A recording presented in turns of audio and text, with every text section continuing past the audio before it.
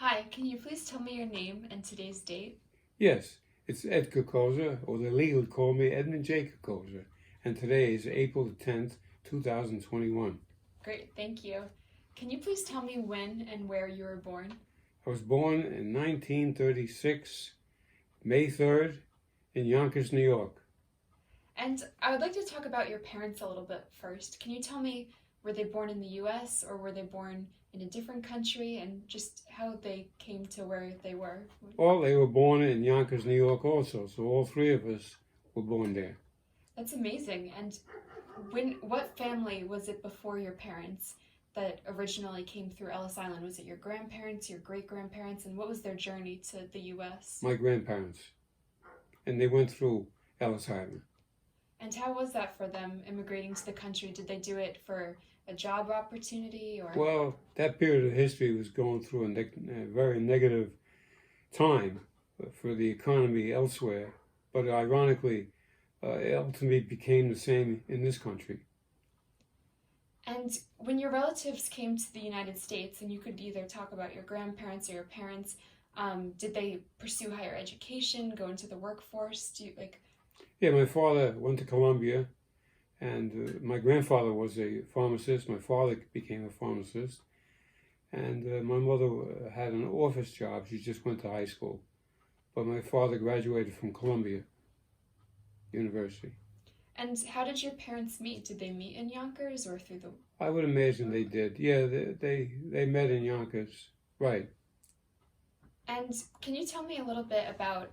I understand you were an only child, and you can tell me a little bit about your experience as an only child, what you liked or didn't like about it, and just how that affected your life growing up. Well, what I liked about it is I was on my own because my mother and father all worked, and I can do anything, go anywheres. I went to places I shouldn't have went, Manhattan or whatever. But the bad part of it was that I was the only child, and I couldn't share things with them. So I had to have good friends, and I did. And speaking of your friends, can you tell me certain things you did with them, different interests or hobbies, or any stories you could share? Well, we played stickball a lot, and we joined. I made a train club down in my cellar, and about three or four of us donated the trains. And ironically, at one point, one of the guys wanted to convert everything to HO, and we had O gauge, and I threw him out of the club, and I bought their stuff. That's so funny. That's interesting, Pop. So is that how you got your interest for building the trains in Oh the yeah, basement oh yeah, now I too? was there all the time. Yeah. That's great. Thank you. And um, when you were growing up, in elementary, middle school, did you have certain interests in school, like clubs or sports that you were involved in? Well, in high school, I became the editor of the school paper. In grammar school, you just did what the nuns told you to do, and we had sports. That was a big thing outdoors. And um, when you were growing up, whether it was as a kid or a teenager, can you tell me like a little historical context, like what was going on in the world around you? Like I know you were a young child, right, when World War II was going on. Yes. So were you too young for that, or did you notice it impacted your life in a Well, certain way? you would remember air raids, that the lights all had to go out and the sirens were blasting when an enemy plane went over the house. And the cars had to have their lights off. So that stuck with your memory. Mm. And television was just in its infancy, just starting out, so you didn't see that much of it. But when you went to the movie theater, because we went a lot, you saw the news, and that's where you saw all the things that were happening in the world. And how old were you, would you say, during the years of the war? Well, if I was born in 36, the war was 1944, 45, so I was 8, 10 years old. And I can't imagine, like, as a young child, like, hearing the air raids and, obviously, even though if you didn't see it on the news as much, you hear it through your parents and relatives. Like, how did that feel to you as a little kid? Like, was it scary? Well, because it happened so much, it became second nature. Mm. And as far as going places, you couldn't go that much because each person had their allotment of gasoline, and they couldn't get more. And being my father was a pharmacist, he can get as much as he wanted to. Oh, so did certain professions get like a... Oh yeah, oh yeah, doctors, Mm. yeah. And did you know anyone in particular, whether it was a relative or a friend that had to go fight in Oh Europe? yeah, my three uncles went to the war. In fact, one of them was a paratrooper, and another guy drove a truck, and the third uncle, he was a cook, and he later on in life, that's what he wound up doing. Wow, and while they were, you know, all three of them, you know, whether they were fighting or the cook, like your other relative, like just having your relative like that overseas, I can imagine, you know, for your parents and your family, just that Oh uncertainty and yeah, not knowing if they're okay must have especially for been my hard. grandmother. Yeah, of course they were over in Europe, you know. And speaking of your grandma, I know you had a close relationship with her. Can you tell me a little bit about that? Yeah, that grandmother was on my father's side. The one I was just speaking about was on my mother's side. But the grandmother that was on my father's side, she lived downstairs from us. And I never really realized how talented she was. And later on in life, when I started looking at things about her, she was very talented. And she spoke about three languages, played the piano well, taught me Italian. And she, she, she lived to be, I think, in her 80s too. So, Wow, that's amazing. And when your parents, you said both of your parents would be working, did she watch you a lot? Like, did she help raise you? uh, she was downstairs and I never bothered with her that much. I was always out playing, and that's a shame. I mean, she played the piano a lot, but I didn't spend that much time with her, you know.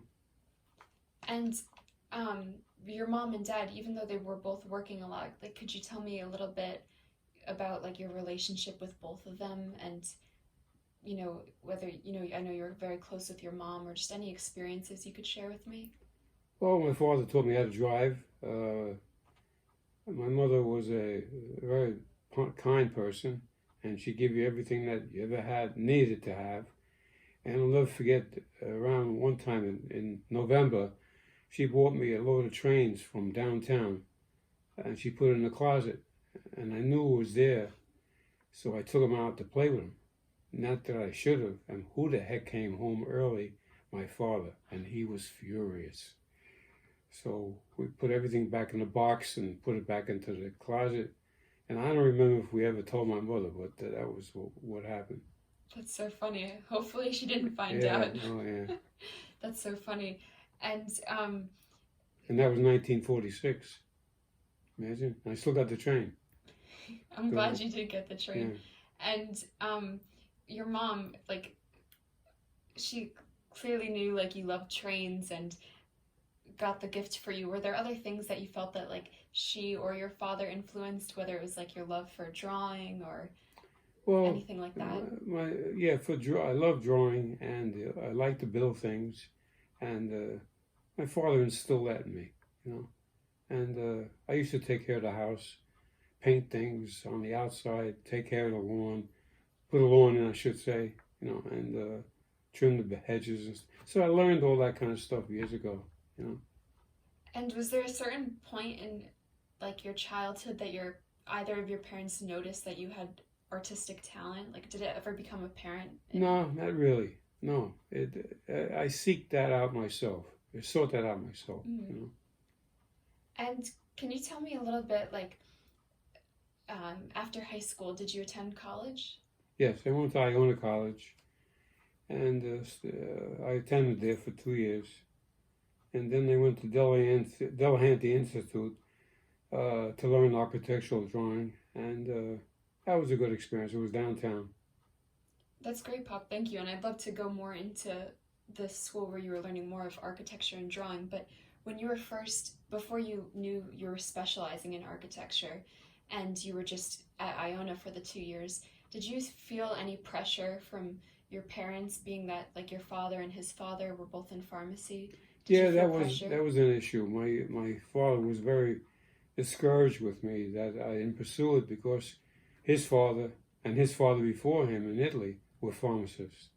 But at that period of history was much different than today. you work 7 days a week. Whereas today they have a couple of days off, or they work for corporations.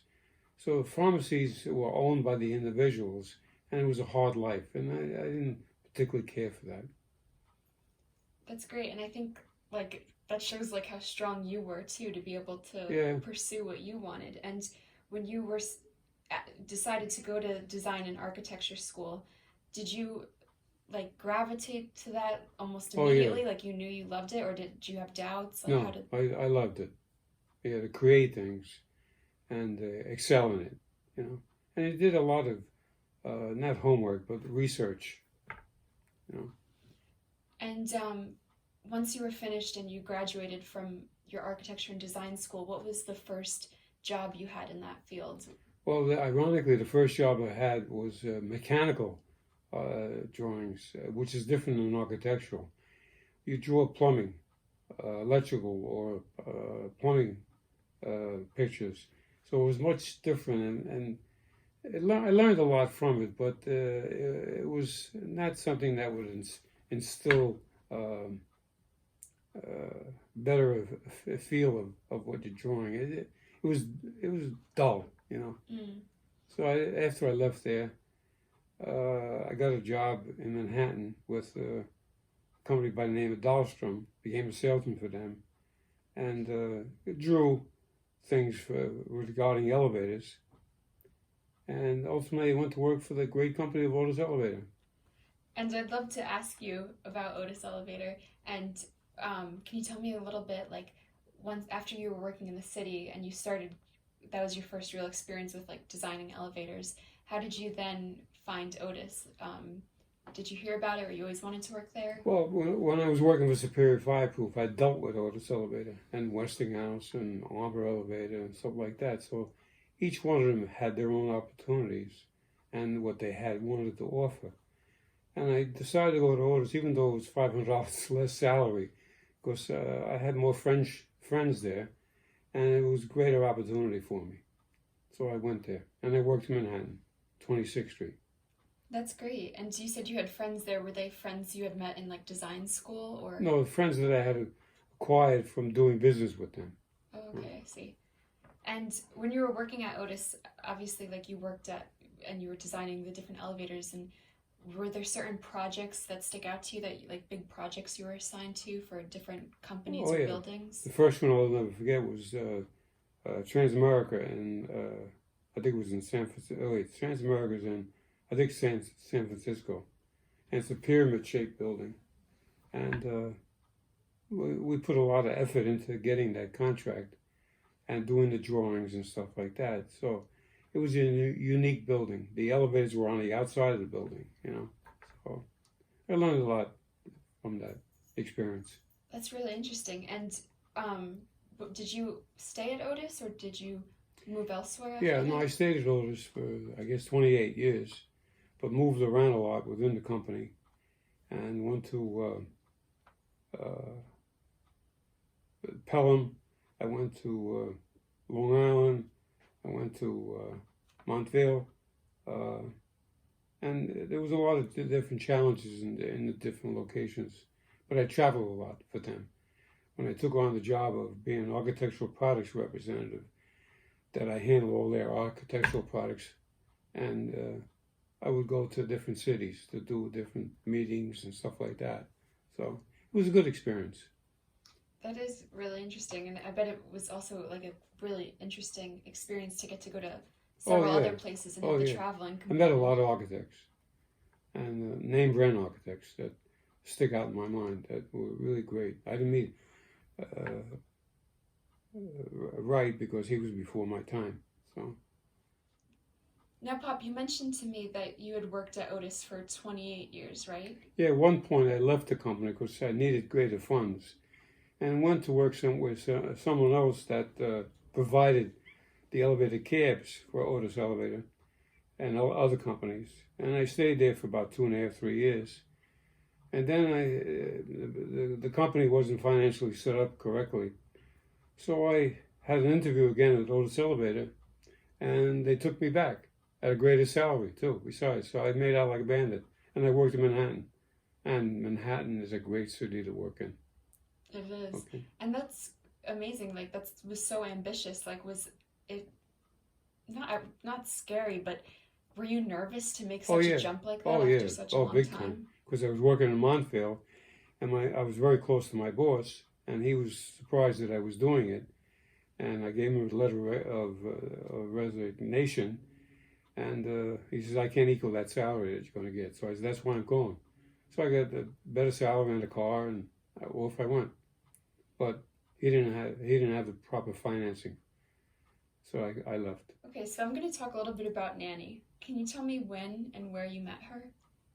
Yeah, we both lived on Teabot Avenue, a block apart, and I guess we met around 1955, dated for about 4 or 5 years, and I got married in 1960.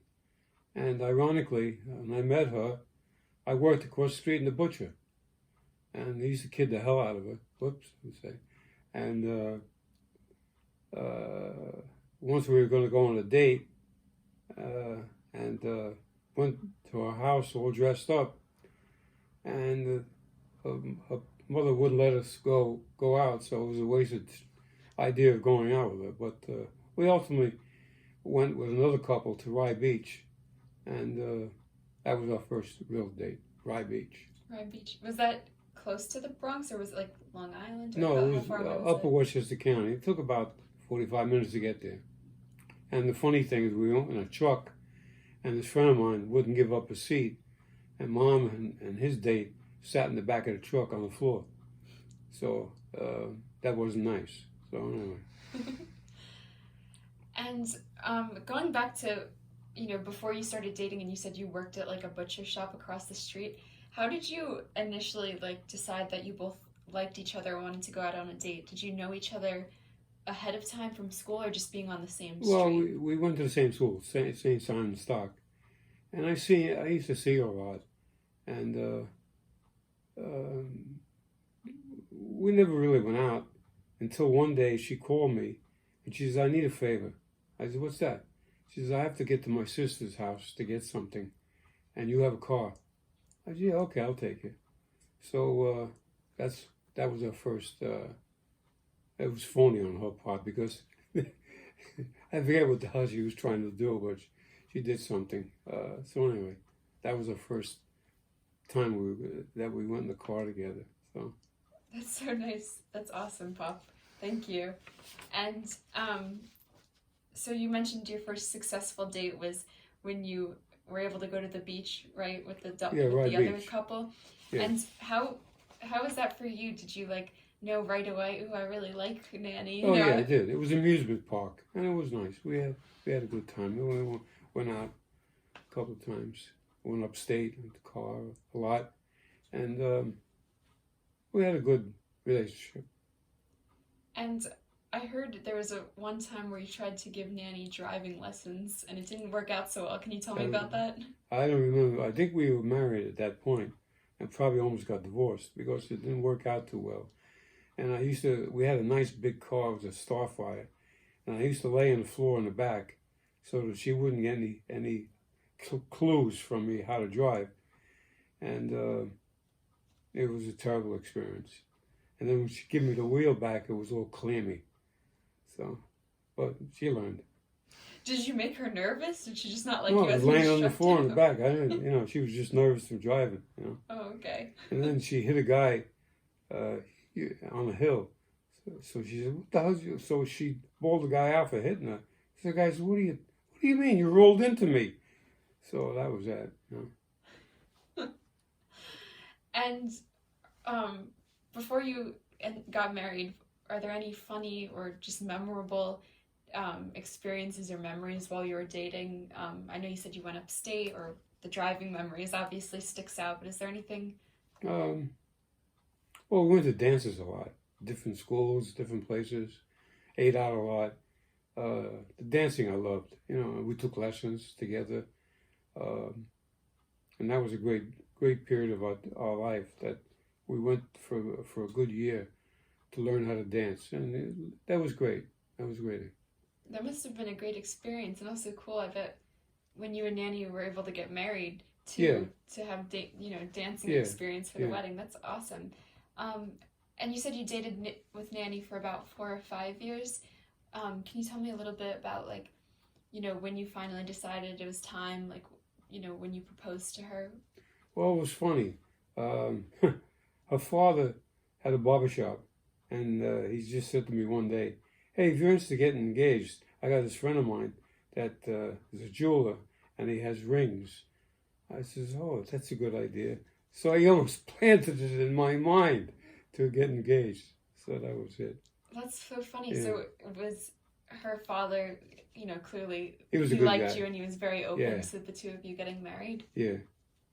And what reaction did Nanny have, or even the rest of your family, to the proposal? Like, do you think Nanny and you had talked about it previously that you wanted to get married, or was she surprised?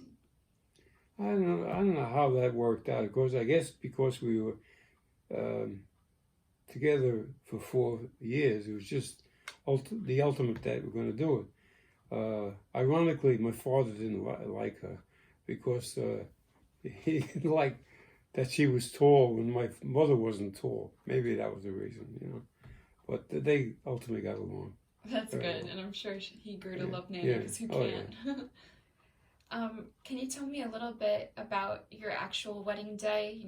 What it was like to see Nanny when you first saw her, and just any memories from before the wedding. Well, May 14th, uh, 1960, we got married in St. Simon Stock Church. Ironically, it just celebrated its 100th year anniversary just this last week. And it was raining, and it was a memorable occasion. We had a wedding reception in Mayors on Gun Hill Road, and all our family was there. It was a good outing, good day. That's really nice, Pop. And I want to ask you too, while we're on the subject of your relatives and the wedding. You were talking about Nanny's mother and your father, but and all of your parents being together. And you were saying how your father-in-law was very like encouraging of the two of you getting married. What was your experience with Nanny's mom? Was she as open to it, or was she? More so the father, but she was open to it. I guess maybe because I was Italian, they were Italian. That did it. Because the rest of the family was all Irish. That was going to come there. And when we had the wedding, um, the maid of honor, if that's the word to use, was Mom's brother's wife, and her mother just died, and she couldn't come, so we had to get somebody else to fill in. So we used one of Teresa's cousins, but it still went off okay. That's good. I'm glad. And also your mom too. I know you're saying your dad at first. I'm jokingly, Yeah, didn't like that your mom was shorter than Nanny. But how was the experience between Nanny and your mother? Did your the mother best, like Nanny? the best. They really got along together. That's good. And were there certain experiences, whether it was just being together, sharing certain memories with each other, that they really became close? You think? Well, more so when we had the children later on, because then they were really close with us, and they always had a good relationship, and never any arguments. Or my mother always bought us something, and cooked a lot for us, and it was always a good family relationship. And was your parents like how like were both Mom and Uncle Eddie alive when your parents were alive, or were they able to see the kids growing up to a certain Yes, point? they were around. Okay, Eddie and Anne Marie and the twins were about a year old when she died, but my father lived 6 months more. They both had cancer, so. But they had a good relationship. They lived in Dobbs Ferry, and we used to go down to the apartment. And my mother would always make an unbelievable meal for the day for us. And she didn't have no big table or anything like that, but it was unbelievable the amount of food that she would put out. That's really great, Pop. I'm so glad she was able to like have such a close Yeah, relationship no, with she you was and the good. kids. And going off that with obviously your parents and having children, what point, excuse me, did you and Nanny decide to have children? Well, we couldn't have children. And ironically, Eddie was born the 10th anniversary of our marriage. And we had lost a child prior to that, stillborn. And so it was just that it worked out. Not that we planned to have children, it's just we couldn't have children. We went to doctors and all that kind of stuff, and it worked out ultimately. But the funny thing was that he was born to the day, 10 years. Go ahead. And can you tell me, Uncle Eddie, obviously my mom and the twins, can you tell me how you picked your children's names? Were there certain meanings behind it, whether it's a relative or just you Each liked one of the them. name? Obviously, Eddie was named after me, but I didn't want him to be a junior, so I called him Edmund Daniel. Daniel after my father-in-law.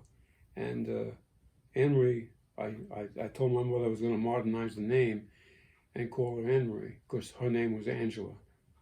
And she didn't like being named that anyway because my grandmother's name was Angela too, and they always used to fight a lot. So, and then Frances was named also, and Daniel was named after her father, and Frances was named after my uncle.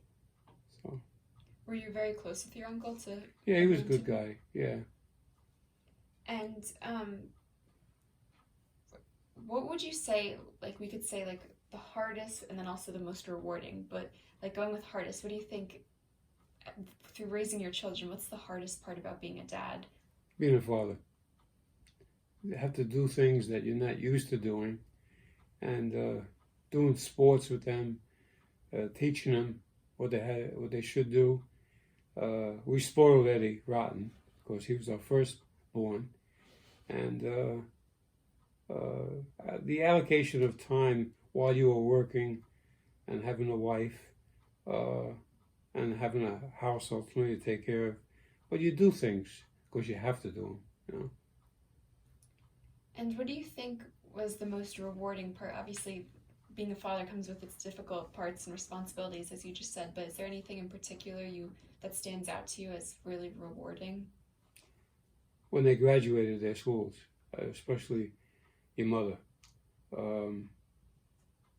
that day was just unbelievable. And this could be at any point in their life, Pop, when they're little or older, like you were saying, graduations and everything. Are there any funny memories or special memories, whether that's birthdays, special meals, anything that just stands out to you that you always did as a family? And well, funny you should say that. Christmas, when brought them all down to get their gifts, cameras weren't like what they are today. They were not awesomely, they were terrible to work with.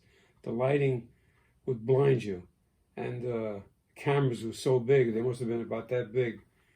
But they all came down so early in the morning. And Christmas is always a great time for the family. And so I hope you always enjoy Christmas that way too. Absolutely, I do.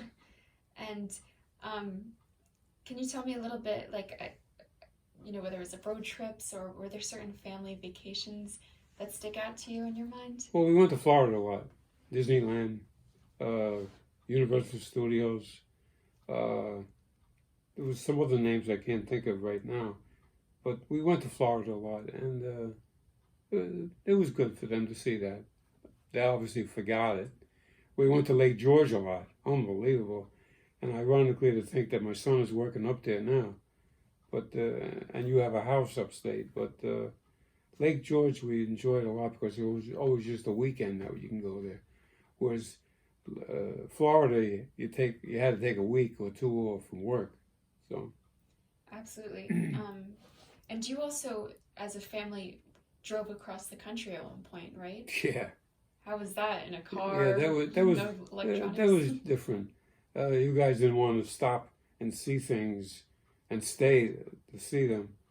So we get to Grand Canyon, and if we stayed there half an hour was a lot. Then we had to leave. Then they wanted to leave, so they weren't impressed with Grand Canyon. I guess the only thing they liked a lot was St. Louis. I think it's Freedom Sphere. That's an amazing feat how they engineered that. And California, Texas was boring because it was so big. Petrified Forest was even worse. Chicago was like New York City, except that it was tighter and overhead trains. So we didn't spend that much time there, But your mom always kept the mileage that we drove that day, and the scenes that we saw, and the fights that they had in the car, and the type of things that we would try to do to make games in the car. That's so interesting. And were the kids very young? Like, when they did that, like, what was the dynamic? Were they arguing a lot in the car? Oh, Or they did they... argued a lot, yeah. Your mom and Eddie. Eddie was a pain in the neck. He would always do things to your mother. Like he took a car that had wheels that moved and put it in her hair, and that became a disaster scene. And then Fran and Dan was in the back seat, facing. In those days, the third row was facing rear, so they would go like this to the cars, go like that, So. That sounds like a lot of fun memories. Yeah. Wow. And then we had a diesel, so it smoked like hell when we were going up the hill. And there was one time, there was a Jeep behind us, and the guy was going like this because he couldn't see. Wow, that must have been such an experience, all six of you to have done that, but what a meaningful trip, too. Oh, yeah. And then as they were getting older, from infants to just adults, what is it like as a father to see your children grow up like that and just watching the different stages of their life? Ironically, you don't see that, I don't think, as a parent until you look back at photographs. We're loaded with photographs. And it's as a child is growing, I don't think you realize that because you're involved on a daily basis what they're going through. But when you look back, you say, wow, But I'll never forget one time that the twins were playing baseball, and I was painting the house. I had to get over there right away, so I didn't change. So I went to the baseball field, and this little kid says to me, "Is that your grandchildren out there?" I almost killed the kid. So I said, "No, it's my children." Oh. Then he looked at me why I was dressed like that. I didn't bother with the kid after that. Little kids can be difficult sometimes. Okay, so Pop, you talked to me about watching your own children grow up. Now I want to talk a little bit about your grandchildren. Can you tell me about them? Yes, I have 8 grandchildren, and my son Francis and Laura have 5 of those 8, and they vary in age. And Joseph is the oldest; he's 18, and then they have Jonah and Anthony and Margaret and Thomas. And then there's Anne-Marie, who has 2 great-grandchildren. Anne-Marie and Mike have 2 great-grandchildren for me, and that's Isabella and Gabriella.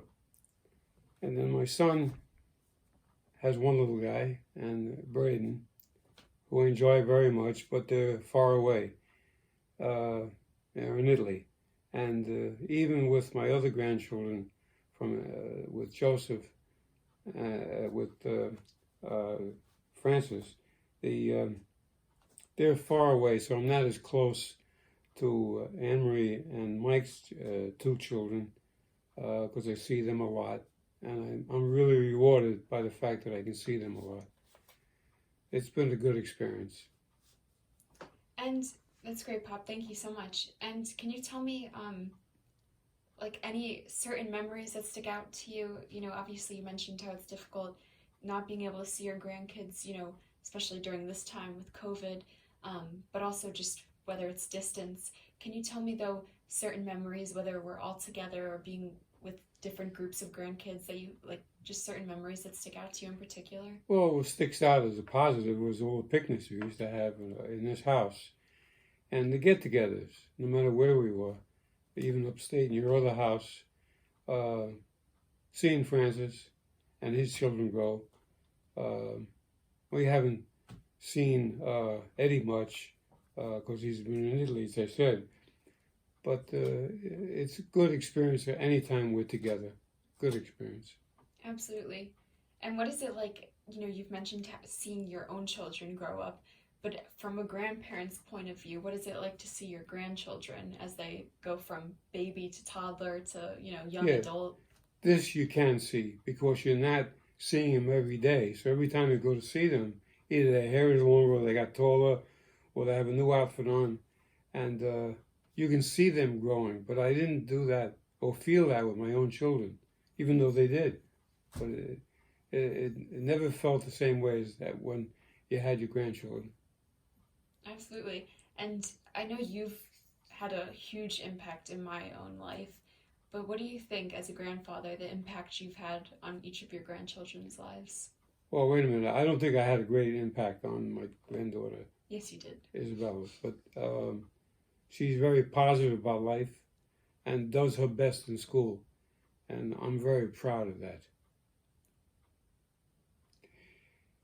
And I can't do enough for her. Teresa and I enjoy every moment of it.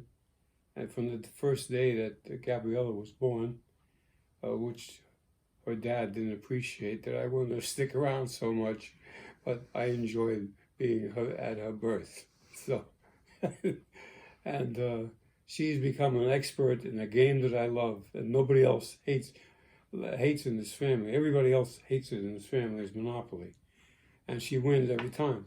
And checkers, I can't play her, and chess, her father even loses to her. And the best picture I have of her is that one right there. Oh, it's gone. It was over there. Oh, there it is, right here. That is some face of hers. Really great. If I'll bring it closer to show it to you. She's a cutie pie. Yeah, that was in Cold Spring, New York. I can't believe how little she Okay, was. yeah. I mean, we both were. Yeah, okay. Cold Spring, New York. That's amazing, Pop. Thank you. So, And, you know, on behalf of me and the rest of the grandkids, I mean, the experiences and memories we have with you are endless, and we're so lucky well, to we're have glad you. we're close together, so that's good. Thank you, Poppy. Can you tell me any special memories you've had with your grandchildren that stick out to you? Any stories, or just, you know, whether it's like holding them when they're a baby or just watching them grow up? Definitely watching them grow up, because now you saw it differently than your own kids. Of course, you were absent from their life until you saw them. Whereas your own kids, it was every day. So that was great, seeing them grow up, graduate out of the grammar school.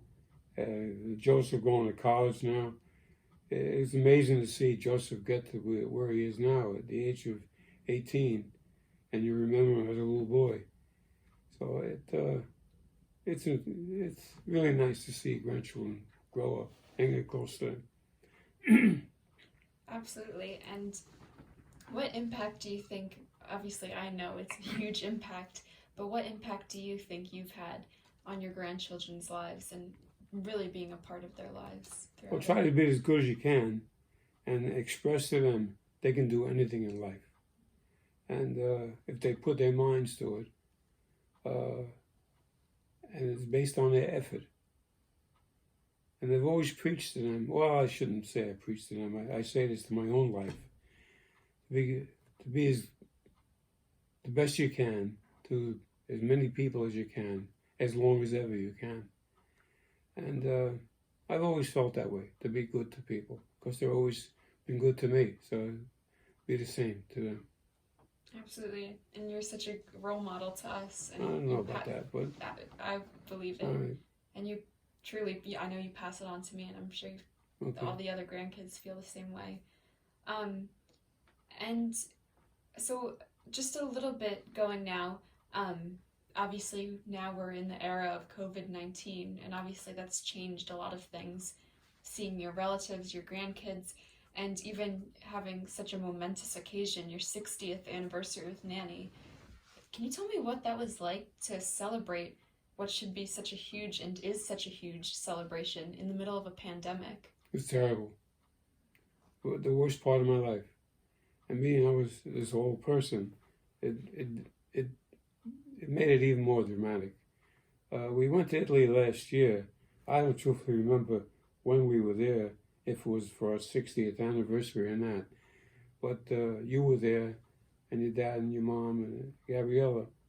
Uh, but the rest of our family couldn't be there.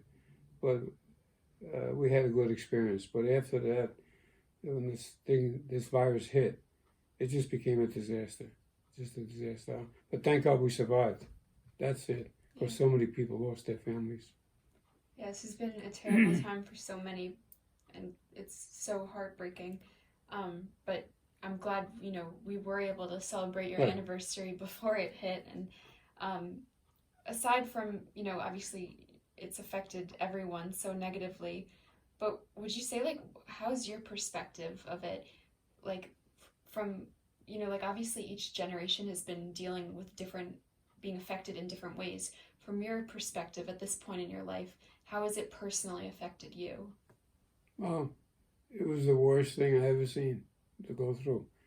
I mean, as you grew up, you grew up with other kinds of sicknesses, um, even cancer, even as bad as that may be.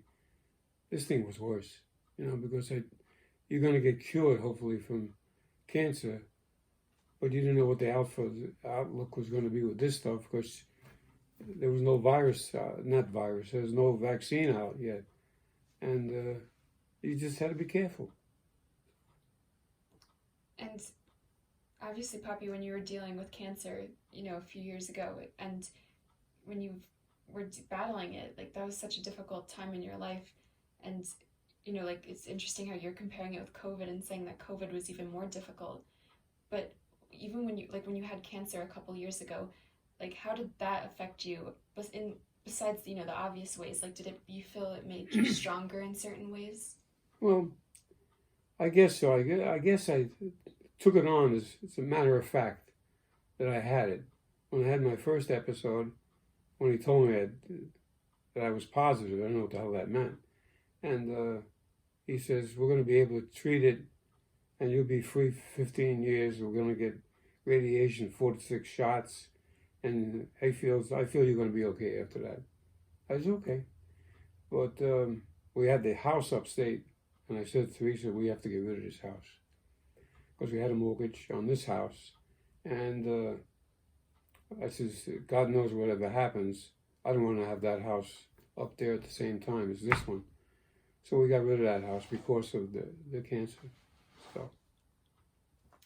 And did you feel like when you were going through that you became closer with your family or to God, or like your faith was strengthened or challenged in certain ways? Like, how was that for you? Definitely with faith, because you prayed a lot. And our family was close. And even though they were distant, they were all concerned. Thank you, Poppy. And so I just wanted to, like, go back one moment to the pandemic, because obviously you were talking about your cancer and how you overcame that, but then also how this COVID-19 is such a difficult time too. Even though it affects you differently, it's still, like, they're both painful, in different ways. And looking on more of the bright side, have you noticed anything positive coming out of it, whether it's a greater appreciation for things or? Yes. Now that it's almost coming to an end, getting to see my family again. Because we didn't see one of my sons for about 8 months. And Eddie in Italy, don't see him that often, but thank God, FaceTime. And Francis, again, you saw them, but from a distance. And the worst of all was you guys, that weren't able to go into our houses or go to eat somewhere. And it was just a terrible relationship that you had to pursue. You know, it was terrible. Mm. Can you point to like one thing, whether it's family or just experiences, that you would say is the most joyous part? And if it can't be one, it could be several, but a very joyous part of your life. Seeing you as a junior, graduating next year, and seeing my other grandchildren at this age, at my age currently, that we're able to live this long, and it's just a joyous occasion right now. It really is. Thank you, Poppy. And you're such an amazing part of my life. I love you so much. Yeah. Thank you so much for doing this with me. We love you a lot, a lot. You bring so much to this family. We wouldn't be the same without you. No. And the main thing I said to you is do as much as you can in this life and be good to people. That's all.